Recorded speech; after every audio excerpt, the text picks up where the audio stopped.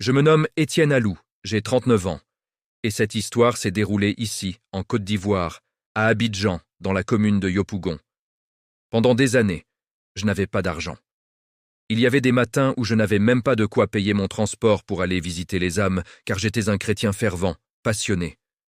J'avais un simple diplôme en électricité, mais je ne travaillais pas. C'était étrange. Dès que je trouvais un petit boulot, je tombais malade après une semaine et on me renvoyait. Quand je lançais une petite activité, tout allait bien la première semaine, et juste après, je perdais tout. J'en étais arrivé au point où j'avais tout abandonné. Mais j'avais quelque chose que l'or ne peut acheter, une chose extraordinaire, un cœur qui saignait pour les âmes. On m'appelait le pauvre intercesseur. Ce n'était pas par admiration, c'était par moquerie. Je vivais dans une petite chambre aux murs fissurés, où la pluie entrait comme si elle avait un droit de passage. Mon lit grinçait à chaque mouvement, et souvent, mon estomac criait plus fort que mes prières. Pourtant, chaque nuit, sans exception, je m'agenouillais. Pas pour moi, pour les autres.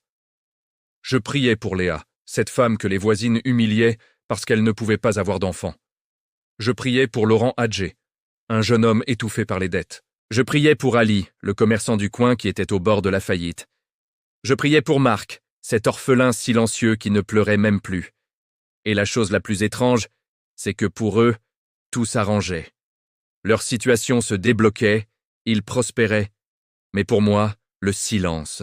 Pire, il y avait les rires de ceux qui me connaissaient trop bien. Quand j'allais rendre visite à ma mère, elle soupirait en me voyant arriver les mains vides. Elle me disait « À ton âge, les fils des voisins construisent des maisons. Et toi, tu construis quoi? Des prières? Tes frères travaillent, mais toi, tu fais honte à la famille. » Mon père, lui, ne me parlait presque plus. Son regard était lourd de déception.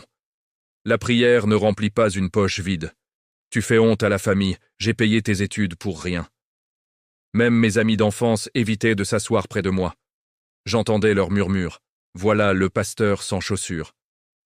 Ou encore, il prie pour que les gens deviennent riches, mais il dort le ventre vide. Quel Dieu est-ce là? Certains riaient ouvertement, en plein visage. D'autres chuchotaient dans mon dos. Si son Dieu l'aimait vraiment, il ne serait pas dans cet état. Même à l'église, les regards me jugeaient. On me demandait de prier pour les malades, pour les projets des autres, mais on ne m'invitait jamais à s'asseoir à table après le service. J'étais l'outil qu'on utilise et qu'on range dans un coin. Un jour, Mariam, la vendeuse de beignets du quartier, est venue me voir en larmes. Étienne prie pour moi, tout s'effondre. Mes affaires ne marchent plus. Je lui ai tenu les mains, ses mains usées par la farine et la misère. Et j'ai prié comme si sa douleur était la mienne. 3 mois plus tard, Mariam avait ouvert 2 kiosques. Elle a acheté un congélateur, puis une moto pour son mari. Un jour, je l'ai croisée au marché. J'ai souri, mais elle a détourné le regard, comme si elle ne me connaissait pas. Plus tard, j'ai entendu ce qu'elle disait de moi. Il prie bien, mais il est maudit pour lui-même. Moi, je marchais toujours à pied, avec mes chaussures trouées. Un autre jour, c'est Kader, au chômage depuis 5 ans, qui est venu me supplier. Si Dieu t'écoute vraiment, prie pour moi. J'ai jeûné 3 jours pour lui. La semaine suivante, il signait un gros contrat. Peu de temps après, il a bâti une maison. Moi, je continuais de laver ma seule chemise présentable tous les 2 jours pour la remettre le lendemain. Un jour, devant d'autres personnes, il a déclaré « C'est Dieu qui m'a béni, pas lui. Il n'est qu'un passage. » J'ai prié pour Alain, un jeune footballeur talentueux, pour qu'il soit recruté par un club international. Il m'avait fait tant de promesses. 1 mois après mes prières, il a signé un contrat avec un grand club anglais. Il est parti, et je n'ai plus jamais eu de ses nouvelles. Il m'a oublié. Ces paroles, cette ingratitude, me transperçaient plus que la faim. Les années ont passé. 15 longues années. 15 ans de prière sans reconnaissance. 15 ans de fidélité sans applaudissements. 15 ans où même ceux que j'avais aidés à se relever m'avaient empiétiné. Une nuit, j'ai craqué. Affamé, brisé, seul dans ma chambre humide, j'ai crié à Dieu. « Seigneur, pourquoi? Pourquoi mes prières enrichissent les autres alors que moi, je manque de tout? Suis-je invisible à tes yeux? Suis-je un sacrifice oublié sur l'autel ?» Le silence dans la pièce était lourd. Puis, une parole est tombée dans mon cœur. douce mais tranchante comme une lame. Tu m'as demandé de sauver des âmes, pas de remplir tes poches. Tu m'as choisi comme canal, pas comme réservoir. Mais sache-le, aucun canal fidèle ne reste vide éternellement.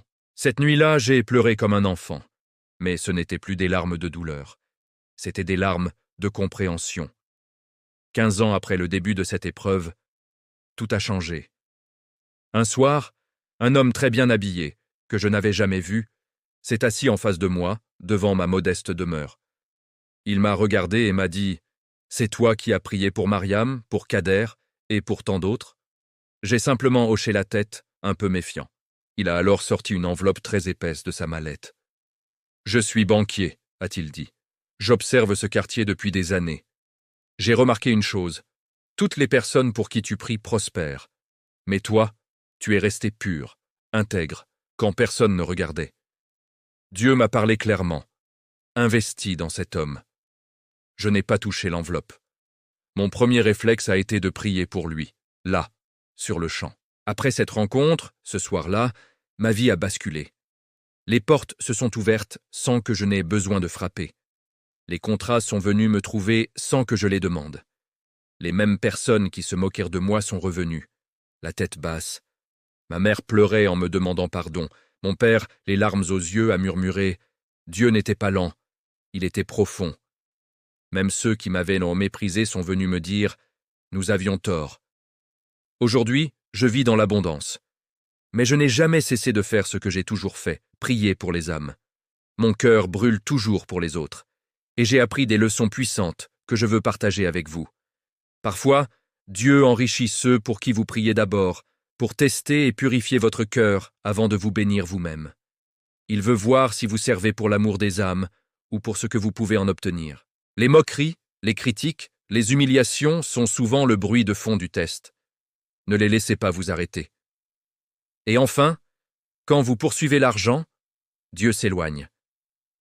Mais quand vous poursuivez les âmes avec un cœur sincère, l'argent et les bénédictions finissent par vous chercher. Car le ciel ne bénit pas les mains pressées de recevoir, il couronne les cœurs qui sont restés fidèles dans le secret. Merci de m'avoir écouté. Si cette histoire vous a touché, partagez-la, car quelqu'un, quelque part, a besoin d'entendre que sa fidélité ne sera pas vaine. Abonnez-vous pour plus de témoignages.